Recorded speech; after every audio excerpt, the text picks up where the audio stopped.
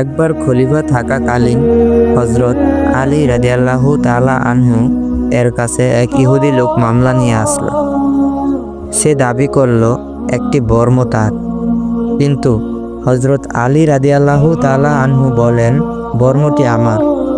তখন বিচারককে মামলার দায়িত্ব দেওয়া হলো।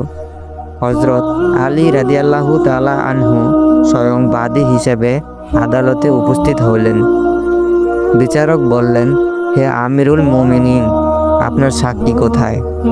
হযরত আলী রাদিয়াল্লাহু তাআলা আনহু তার ছেলে হাসান রাদিয়াল্লাহু তাআলা আনহুকে সাক্ষী হিসেবে আনলেন, কিন্তু বিচারক বললেন পুত্রকে সাক্ষী ধরা যাবে না।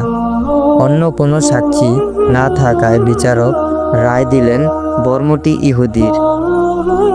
হযরত আলী রাদিয়াল্লাহু তাআলা আনহু আদালতের রায় মেনে নিলেন।